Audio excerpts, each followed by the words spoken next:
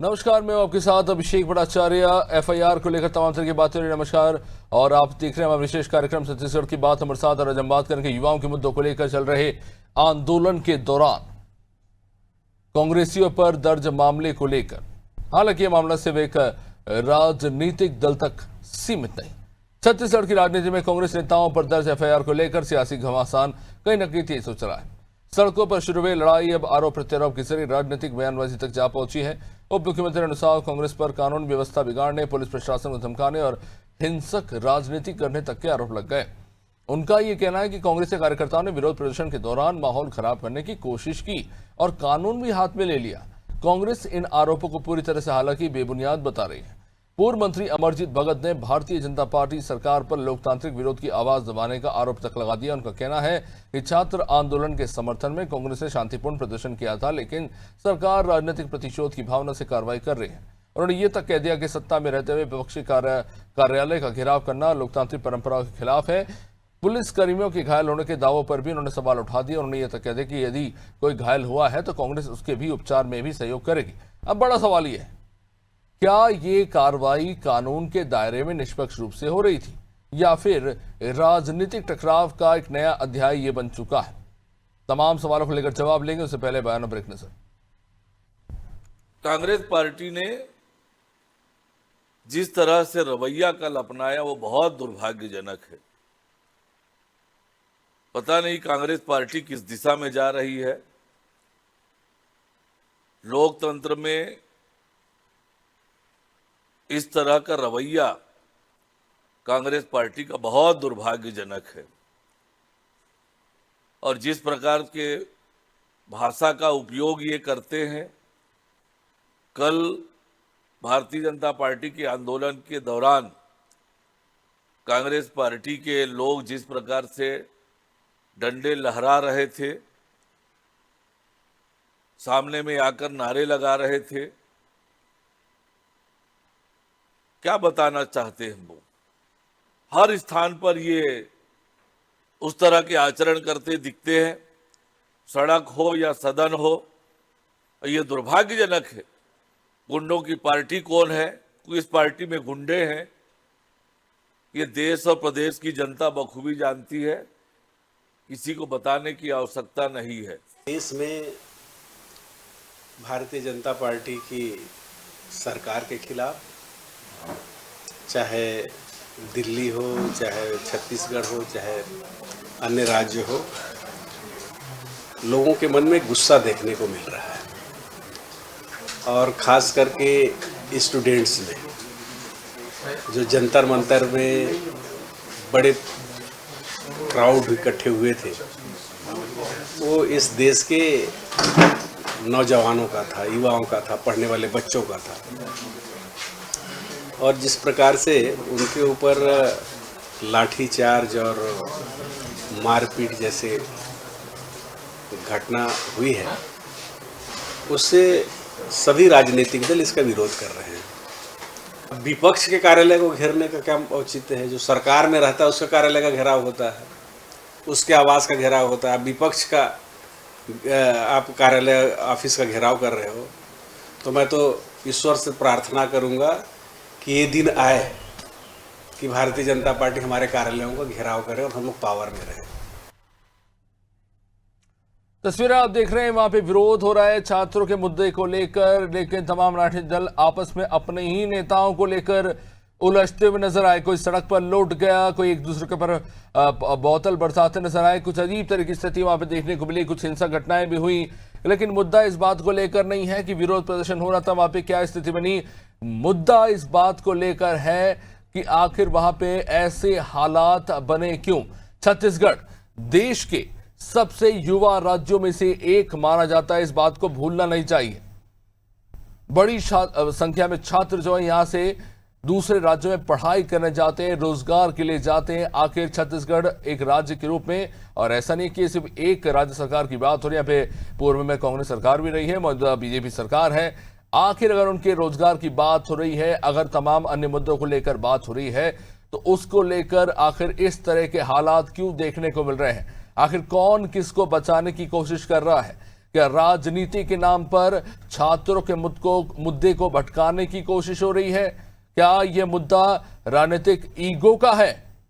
इस बात से कोई फर्क नहीं पड़ता कि बीजेपी या कांग्रेस के कौन से नेता कहां पे घायल हुए। यह मुद्दा इस बात को लेकर है कि अगर छात्र के मुद्दे को उठाया गया और इसको लेकर कांग्रेस और बीजेपी की क्या प्रतिक्रिया रही, समझने की हम कोशिश करेंगे। हमारे साथ जुड़ रहे हैं रितेश मोहरे बीजेपी से, भारतीय जनता पार्टी, अभिमन्यु मिश्रा कांग्रेस से, रमेश पांडे वरिष्ठ पत्रकार हमारे साथ हैं। चलिए माफ कीजिएगा, हमारे साथ आर के शुक्ला जुड़ रहे हैं। डॉक्टर आर के शुक्ला, बहुत स्वागत आपका, वरिष्ठ पत्रकार हमारे साथ है, बहुत बहुत स्वागत आप सभी का। रितेश मोहरे जी, अभी अचानक ऐसी क्या जरूरत आन पड़ गई बीजेपी को कि आप राजीव भवन पहुंच गए कांग्रेस के खिलाफ प्रदर्शन करने के लिए? सबसे पहले आदि टीवी के सभी दर्शकों को, साथ ही पैनलिस्ट और मीडिया विशेषज्ञों को मैं नमस्कार करता हूं। मैं आपको बता देना चाहता हूं कि ये देश भर का एक हमारा आंदोलन था भारतीय जनता पार्टी का, क्योंकि जब 20 जुलाई को जब सीजेपी के नेतृत्व में जब ये आंदोलन हो रहा था, जब हिंसक झड़प की स्थिति आई, संसद मार्च करने के बजाय राहुल गांधी जी के नेतृत्व में जब पीएम आवास का घेराव करने की बात हुई और रितेश मोहरे जी, मैं क्लियर कर देना चाहता हूं, सीजेपी का राहुल गांधी के प्रधानमंत्री मोदी के आवास के सामने, प्रधानमंत्री आवास के सामने प्रदर्शन से कोई लेना देना नहीं है। वो कांग्रेस का अपना प्रदर्शन था, सीजेपी का नहीं था। वो तो संसद तक नहीं पहुंच पाए। तो बुरी बात होने दीजिए, हमने आंदोलन क्यों किया, आपने प्रश्न किया, मैं उसी का जवाब दे रहा हूँ। इसी केस में पर आप प्रधानमंत्री कार्यालय का जो उन्होंने घेराव किया, जो संविधान की बात करते हैं, उसी के विरोध में उन्हीं के विरोध में भारतीय जनता पार्टी पूरे देश भर में इनको बताने के लिए कि लोकतंत्र भी जिंदा है और आप इस प्रकार का कृत्य नहीं कर सकते। इसीलिए कांग्रेस के देश भर में राजधानी केंद्रों में यहाँ पर प्रदर्शन हुआ, क्यों रायपुर ही नहीं पूरे देश भर के जहां भी जितने राज्य वहां पर भारतीय जनता पार्टी ने घेरने का काम किया। और अधिकतर मैंने देखा कि कल रायपुर में इनके कार्यकर्ताओं ने आप किस बात का विरोध कर रहे थे? आप किस बात का विरोध कर रहे थे? राहुल गांधी के सड़क पे लेट जाने का पीएम आवास के सामने?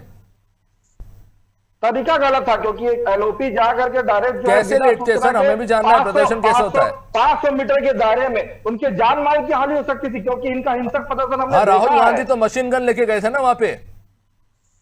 उसका आप क्या चाहते हैं कि पर नरेंद्र मोदी जी की हत्या हो जाए? तो आप बताइए कैसे सुरक्षा? आपको पता है पीएम आवास संसद कितना सिक्योरिटी है? आपको पता है कि आप क्या बोलना चाह रहे हैं? माननीय देश की जो प्रधानमंत्री है उसके खिलाफ आप इस प्रकार से 500 मीटर घर के अंदर घुस जाए। कांग्रेस के नेताओं को आप बयान देखिए कि उनको डंडे से मारने की बात कर रहे हैं, उनकी हत्या की बात कर रहे हैं। कौन? और यहाँ Be specific. You cannot make irrelevant statement right now in my debate. कौन ने बोला? किसने बोला हत्या की बात हो रही है? एक मिनट रितेश मोहरे जी, आप ऐसे निकल नहीं पाओगे। आपने कैसे बोला कि प्रधानमंत्री की हत्या की बात हो रही? कौन ने बोला? कितने सारे सीजेपी के नेता लोग गए थे? आपने अभी एक बहुत ही इररिलेवेंट स्टेटमेंट बनाया। इस देश के प्रधानमंत्री बहुत सम्माननीय है, उस पद का हम सम्मान करते हैं। कोई गलती से भी इस वर्ड का इस्तेमाल नहीं कर सकता मेरे डिबेट में। प्रधानमंत्री एक पद है, उसका सम्मान करते। किसने बोला हत्या की बात? किसने की? फेसबुक आप खोल के देखिए, किसने हत्या की बात की?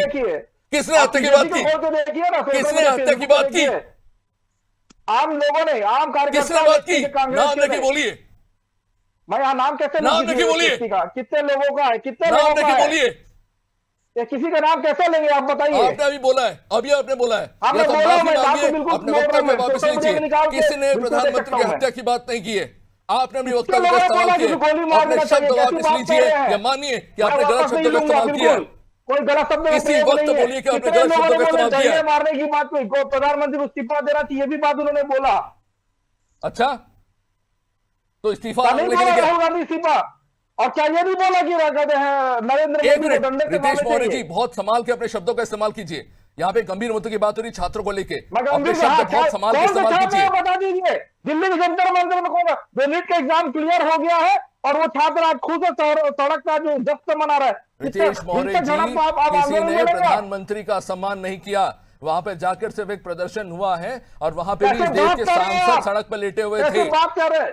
लेटे हुए रितेश ऐसा कोई मौर्य प्रदर्शन जी, होता है? अच्छा, सुरक्षा की मैं- बात आ गई, देश के मैं प्रधानमंत्री बहुत की सम्मान सुरक्षा की करता बात हूं, है। इस देश के प्रधानमंत्री का पद एक बहुत बड़ा पद होता है, वो सम्मान इस भी बात है की हम अपने गरिमा डिजिटल रखते में। हैं। प्रधानमंत्री मोदी हमारे देश के प्रधानमंत्री हैं, किसी ने इस तरह के तो शब्दों आपको की, राहुल इस तरह के गांधी के वक्तव्यों का नेताओं को इस्तेमाल चाहिए। नहीं किया है। बिना लेकिन अगर सूचना आप के ये सोच रहे हैं कि हम 500 मिसगाइडेड मीटर करेंगे दूर तो ये नहीं क्या चलेगा। प्रदर्शन था ये? किसी ने हत्या इस तरह के शब्दों का इस्तेमाल नहीं किया, वहां पे जाकर कैसे हम बात अपना करते हैं सोशल मीडिया में? जी मैं आपको भी निकाल के दिखा दूंगा फेसबुक से, कितने लोगों ने बोला है कि चलाते नहीं फिर आप व्हाट्सएप और फेसबुक की। कितने बार बोल दूं मैं? कहां कई से सारे नेताओं का बयान है। how you authenticated? I'm just asking you one question. How you authenticated then? Social media और क्या उससे बड़ा सोर्स है क्या? ये बता दीजिए आज की कौन डेट ने पे। बोला हत्या की बात? इनके कई सारे कांग्रेस के नेताओं, मैं बोला ना स्क्रीनशॉट। सर आप ऐसे इतना इररिलेवेंट स्टेटमेंट नहीं दे सकते, ये बहुत गंभीर बात है, आप देश के प्रधानमंत्री की बात कर रहे हैं। ये बात तो कई सारे इनके प्लीज प्रवक्ताओं के रितेश द्वारा मौर्य भी जी, बोला प्लीज गया गंभीरता कि लाइए, आप इस तरह की बातें नहीं कर सकते चैनल पे बैठ के।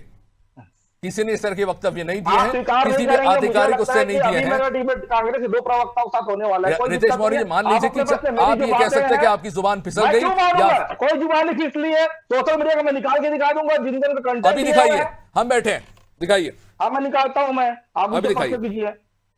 अभी दिखाइए, हम बैठे फुर्सत में। बिल्कुल नहीं, इनको डालिए, स्क्रीन पे डालिए इनको, हम भी देखते हैं। इस तरह के गंभीर आरोप आप कैसे लगा सकते हैं? डालिए इनको स्क्रीन पे, इनको डालिए स्क्रीन पे, 1 मिनट नहीं, इनको डालिए स्क्रीन पे। चलिए, रितेश मौर्य जी गायब हो गए, पर खैर देखते हैं कब वापस आते हैं। तो छत्तीसगढ़ में मामला इस बात को लेकर हो रहा है, छात्रों को लेकर। अभिमन्यु मिश्रा भी हमारे साथ हैं, उनसे भी बात करने की कोशिश करेंगे, लेकिन उससे पहले हाँ जी, रितेश मौर्य जी आपके पास आ गया वीडियो जहां पे हत्या की बात हो रही है हमारे देश के प्रधानमंत्री को लेकर। इस तरह के जघन्य शब्दों का इस्तेमाल मैं करना भी नहीं चाहता, लेकिन इस तरह की बातों का इस्तेमाल हुआ है, तो मैं चाहता हूं कि आप इस जिम्मेदारी से कहें कि आपने गलती की इन शब्दों का इस्तेमाल करने लेकर। हमारे देश के प्रधानमंत्री, चाहे जो भी हो, हमारे देश के प्रधानमंत्री नरेंद्र मोदी, इस तरह की शब्दावली का इस्तेमाल नहीं हो सकता, आपको बहुत जिम्मेदारी से लेना होगा इसको। We are an authenticated channel and we are a responsible journalist and you are a representative of your party.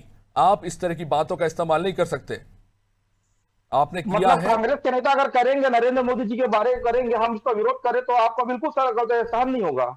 कोई दो उन्होंने कौड़ी का बात सड़क साहब आदमी इस तरह की शब्दावली का इस्तेमाल करे, मैं उनको तवज्जो नहीं देता, लेकिन मैं कह सकता हूं कि आधिकारिक तौर पर किसी ने इस तरह की शब्दावली का इस्तेमाल नहीं किया है। रितेश मौर्य जी, मैं नहीं चाहता कि ये डिबेट कहीं और जाए, चलिए इसको छोड़ते हैं। उम्मीद करता हूं कि आप कुछ और बेच सकते हैं बेहतर, मैं आपको समय देता हूं। चलिए मैं आगे इस बहस को बढ़ाता हूं, मैं नहीं चाहता कि समय इसमें व्यर्थ हो। अभिमन्यु मिश्रा जी, ऐसा क्यों लग रहा है कि अचानक से ये बहस जो छात्रों से शुरू हुआ था, अचानक से राजनीतिक दलों के बीच की आपसी मुठभेड़ का मुद्दा बनते जा रहा है? एक पे एफआईआर दर्ज करो, दूसरे पे एफआईआर दर्ज करो। छात्रों की कब बात करेंगे? छत्तीसगढ़ देश के सबसे युवा राज्य है। आज एक जिम्मेदारी आन पड़ी है विपक्ष की भी और राज्य सरकार की भी, कि हम इस पे बैठ के बहस करेंगे कि कौन सा नेता जेल चला गया, किसको किसने पकड़ गिरफ्तार कर लिया, किसने किस पे एफआईआर कर ली। कब बात करेंगे बच्चों पे?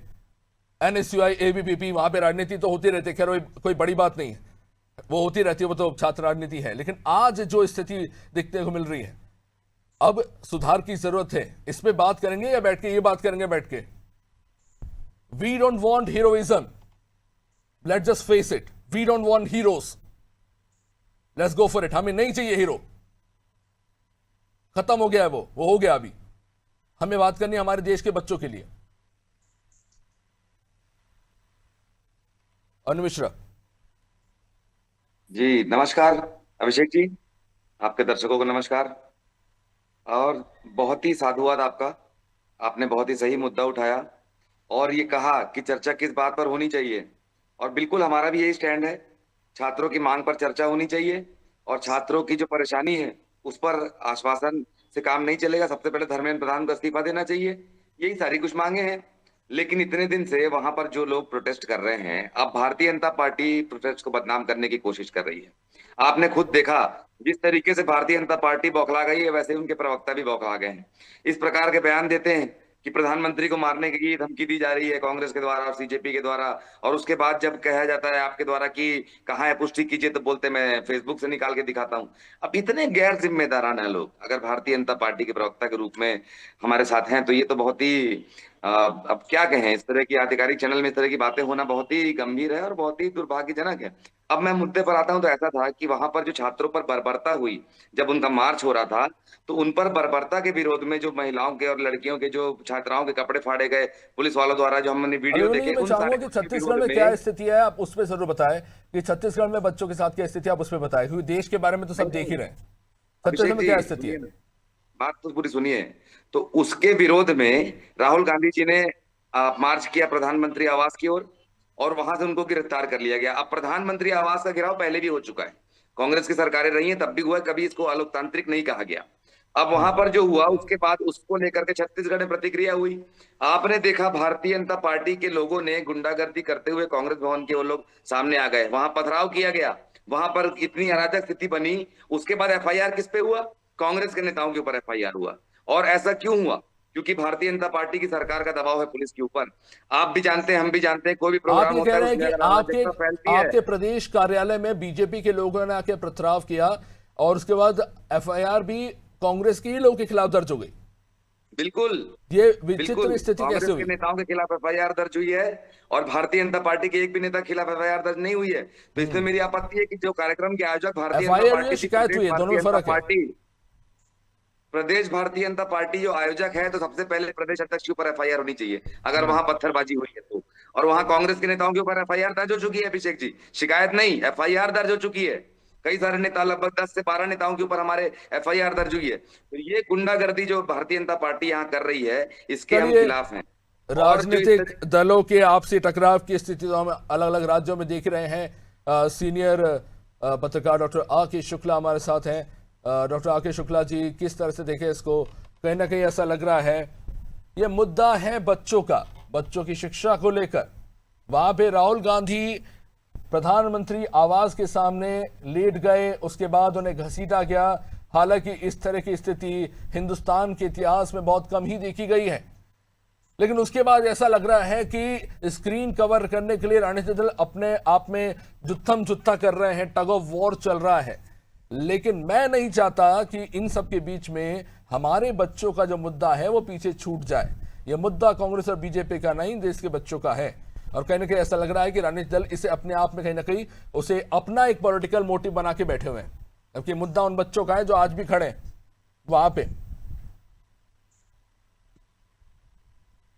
देखिए, किसी भी प्रदर्शन में, किसी भी रैली में हिंसा का समर्थन नहीं किया जा सकता, देश विरोधी नारों का समर्थन नहीं किया जा सकता। संवैधानिक संस्थाओं का सम्मान होना चाहिए, हमारे प्रधानमंत्री जी का भी सम्मान होना चाहिए। ये बिल्कुल सही है, किसी भी पार्टी के द्वारा हो। लेकिन मूल प्रश्न ये है कि ऐसी नौबत बनी क्यों? आज आप देखिए, पिछले 4-5 महीने से लेके अभी तक भारतीय जनता पार्टी की, स्पेशली केंद्र सरकार ने क्या एक्शन लिया। जो एक देश का अक्षम शिक्षा मंत्री धर्मेंद्र प्रधान को अगर इन्होंने पहले हटा दिया होता तो ये नौबत ही नहीं आती। धर्मेंद्र प्रधान जी के कार्यकाल में आप एक उपलब्धि बता दो कि उन्होंने देश के लिए कुछ किया हो, शिक्षा में कुछ सुधार किया हो। सबसे पहले वो लेकर आए थे यूजीसी एक्ट, जिसका पूरे देश में विरोध हुआ। उसके बाद में उनके कार्यकाल में नीट एग्जाम हुआ, क्या हालात हैं सबको पता है। पेपर कैंसिल हो गया, दूसरी बार रिजल्ट आया, वो भी प्रॉपर नहीं आ पाया। इसके बाद सीबीएसई आया। ये जो घटनाएं, CBSE OSM on screen marking, मैं वही बोल रहा हूँ, ये जो घटनाएं घट रही हैं इनके मूल में जाना चाहिए, ना कि ये कहने के ये कि भाई जो है ना उन्होंने विरोध क्यों किया, वो इसके गेट के सामने लेट गए। प्रधानमंत्री निवास देश का है, किसी के व्यक्तिगत प्रॉपर्टी नहीं है। उसमें जो लाइट जलती है, सिक्योरिटी आती है, वो हम जैसे लोगों के टैक्स से पे की जाती है। मैं पूर्व में कहा कि प्रधानमंत्री जी का सम्मान होना चाहिए, लेकिन ऐसी नौबत क्यों आई, इसके लिए जवाबदेह वर्तमान की केंद्र सरकार है। अगर वो चाहेगी तो एक अपने पर डॉक्टर आके शुक्ला जी, एक बात जो मुझसे वाकई हजम नहीं होती लंबे समय से, मेरे को तो अभी फिलहाल ठीक ठाक ही समय हुआ है पत्रकारिता करते हुए, लेकिन एक बात मुझसे वाकई हजम नहीं होती। देश के रक्षा मंत्री हैं राजनाथ सिंह जी, बहुत सीनियर नेता, और मैं उनका बड़ा सम्मान करता हूं। उनका बहुत लंबा कार्यकाल रहा है देश के लोकतंत्र में भी और राजनीतिक तौर पर भी, लेकिन एक बयान जो मुझसे बिल्कुल हजम नहीं होता, संसद के अंदर उन्होंने दिया कि यूपीए की सरकार नहीं है, यहां इस्तीफा नहीं होता। ये बयान बर्दाश्त के काबिल नहीं है। उत्तरदायित्व आप आखिर कैसे तय करेंगे? फिर अगर मैं गलत काम करूंगा मेरी कंपनी मुझे निकाल देगी, अगर मैं टाइम से नहीं आऊंगा तो मुझे मेरी कंपनी निकाल देगी, मेरी तनख्वाह काट लेगी। आखिर ये बयान किस तरह से सही हो सकता है? आखिर उत्तरदायित्व एक मंत्री का कैसे तय करेंगे? मैं आपसे बयान लूंगा, उससे पहले मैं जानना चाहूंगा रितेश मौर्य जी से, क्या कहेंगे रितेश जी इस पे? आप साहब, आप भी अगर कुछ गलत बयान करेंगे रितेश जी, पार्टी आपको भी बाहर कर देगी, प्रवक्ता नहीं रहने देगी आपको। उसकी चिंता आप मत करिए, मेरे पार्टी की चिंता मेरी पार्टी खुद कर लेगी। मैं अब भी आप नहीं समझे, मैं उत्तरदायित्व की बात कर रहा था वहां पे। मैं सब समझ रहा हूँ आपकी जो बातें, और आपके चैनल की शुरू से मैंने वॉच कर रहा है। पहली बात, आप जो राजनाथ सिंह की बात कर रहे हैं और यहाँ इस्तीफा नहीं होता, उसको आप किस रूप में देखते हैं, आपका नजरिया हो सकता है, पहली बात। दूसरी बात, क्या धर्मेंद्र प्रधान जी ने पेपर लीक करवाया? जो बार बार ये प्रश्न उठ रहा है, पेपर लीक का जो मामला पूरा महाराष्ट्र किस तरह की शब्दावली है? धर्मेंद्र प्रधान जी जाके थोड़ी ना हर सेंटर में पेपर बांट रहे थे, वही कोई लॉजिक ही नहीं है शब्दावली का। इस्तीफा मांगने का लॉजिक क्या है, ये मुझे समझ नहीं आ रहा है। क्यों इस्तीफा देंगे? इस देश की एजुकेशन पॉलिसी जो अगर स्कूल में एक मिनट रितेश मौर्य जी, स्कूल में अगर किसी बच्चे के साथ मारपीट हो जाए, कोई बच्चा मर जाए, उसके साथ गलत हो, टीचर को सस्पेंड करना पड़े, अगर वो भी ना हो तो प्रिंसिपल साहब इस्तीफा नहीं मांगेंगे? किससे इस्तीफा मांगे आप जाके? मतलब शिक्षा के जगत में जो अधिकारी है जिन्होंने गलत किया उन पे कोई कार्रवाई ना हो, जो सीधा सीधा शिक्षा मंत्री या प्रधानमंत्री कितने को आपने सस्पेंड किया बताइए आप? कितने लोगों पर कार्रवाई हो रही है? उसमें सीबीआई जांच बैठी हुई है, जो जो दोषी है उसको गिरफ्तार भी किया गया। आपको मालूम है ना, जिन्होंने पेपर लीक किया व्हाट्सएप के माध्यम से 450 पन्ने का जो पीडीएफ हुआ उसको भी पकड़ा गया, उसकी बयानबाजी हो रही है, सारी चीजें हो रही है। लेकिन जो प्रोटेस्ट जो होना है, मैं नहीं बोल सकता कि प्रोटेस्ट होना चाहिए, छात्रों के अधिकारों की बात होनी चाहिए कि किस ढंग से होना चाहिए, तो कर रहे हैं ना, तरीके से होना चाहिए। तो कैसे हो रहा है ये? तो आप जानी पथराव तलवार लेके दौड़ रहे हैं, गाली गलौज हो रहे हैं, ब्राह्मणवाद मनुवाद की बात हो रही है, प्रधानमंत्री कर रहा है साहब, हम तो शिक्षा की बात कर रहे हैं। कैसी बात कर रहे हैं? फिर आपको कुछ जानकारी नहीं है, आप टीवी एंकर होकर के ऐसी प्रकार की बातें करते हैं। वो बच्चे 15 साल के सर, उन्हें ब्राह्मणवाद मनोवाद पता भी नहीं है। सोशल मीडिया में पूरा चल रहा है, यूट्यूब पे चीज चल रहा हुआ है कि तलवार से बात हो रही है। अभिमन्यु जी, आप तो बात ही मत कीजिए कांग्रेस की परंपरा में। कल डंडा लेकर आप हमारे प्रदर्शन में डंडा किससे लगा है? मुझे धमकी देते हो? अरे धमकी नहीं दे रहा हूँ, ये बात सत्य स्वीकार करने की क्षमता रखी है। डंडा किससे लगा है प्रदर्शन में? कांग्रेस भवन के सामने डंडा किससे लगा? हमने तो प्रदर्शन कर रहा था, इसको स्वीकार कीजिए। तो मतलब आप गुंडागर्दी करेंगे, डंडा करेंगे, पथराव करेंगे? एक मिनट रितेश जी, सरकार आपकी डबल इंजन की सरकार, आपकी पेपर लीक आपकी सरकार में हो रहा है, आप उत्तरदायित्व तो विपक्ष से मांग रहे हैं, कहां से तार्किक है ये? बात करते हैं कैसे? तार्किक कहां से ये? कहां से तार्किक है आप मुझे बताइए ना। तो जो चीज दिख रहा है वो तो चीज बोलूंगा ना। सोशल मीडिया में दिखा कि आंदोलन कैसे हुआ। अरे सोशल मीडिया को पीछे छोड़िए साहब, बच्चे सड़क पे हैं आज। सोशल मीडिया को किनारे छोड़ दीजिए, अब सड़क पे हैं बच्चे। जिन बच्चों को कल तक आप सोचते थे कि वो सोशल मीडिया पर रील चलाते हैं, वो आज सड़क पर हैं। अब वो रील चलाने से पीछे छूट चुके हैं। जबरदस्ती की बातें कर रही है। क्या पेपर स्प्रे छिटका गया क्या पुलिस वालों पर? ये बताइए, तो कैसा आंदोलन था बताइए? छात्र आंदोलन ऐसा होता है क्या? ये बताइए, इसके बारे में आंदोलन नहीं हुए। आंदोलन की प्रतिभाषा भी अब बीजेपी तय करेगी। चलिए ठीक है, मैं आखिर में चाहूंगा कि डॉक्टर आके शुक्ला से, आके शुक्ला जी, मैं समझना वाकई चाहता हूं कि हर आंदोलन को कहीं ना कहीं बदनाम करने की कोशिश होती है। आंदोलन की परिभाषा आखिर होती क्या है? मैं जानना चाहता हूं वाकई में क्या होती है परिभाषा, मैं वाकई जानना चाहता हूं। देखिए, आंदोलन का तरीका होता है, धरना प्रदर्शन करने का तरीका होता है, ना कि आप जानी हो, ना कि उस प्रकार हिंसक तरीका होना चाहिए। चलिए ठीक है, मेरी टीम बोल रही है कि अब समय हो चुका है, माफी चाहूंगा। आके शुक्ला, बहुत बहुत शुक्रिया अभिमन्यु जी, आर के शुक्ला जी, और आप सभी का हमारे साथ जो सहयोगी थे, जो मेहमान हमारे साथ आज इस डिबेट में जुड़े हैं उसके लिए। ये मुद्दा किसी पार्टी का नहीं है, पार्टी के प्रत्याशी तमाम तरह के लोग वहां पे, पार्टी के जो लोग हैं वहां पे अपना अपना विरोध जता रहे हैं, गतिरोध जता रहे हैं, लेकिन जाहिर तौर पर यह हिंसक नहीं होना चाहिए। ये हमारी सबसे बड़ी जिम्मेदारी है और इसको हम बिल्कुल भी प्रमोट नहीं करते हैं। शांतिपूर्ण रूप से अपने मुद्दों को जाहिर कीजिए, सही जाहिर तौर पर जो चीज़ें गलत हो रही हैं उनको सुधार करने की ज़रूरत है। अगर गतिरोध हो रहा है तो जाहिर तौर पर कुछ गलत हो रहा है, उसे सुधारने की ज़रूरत है, इसलिए गतिरोध हो रहा है, इसे मानना आपको पड़ेगा। फिलहाल इस कार्यक्रम में इतना ही। देखते रहना आदि टीवी। नमस्कार।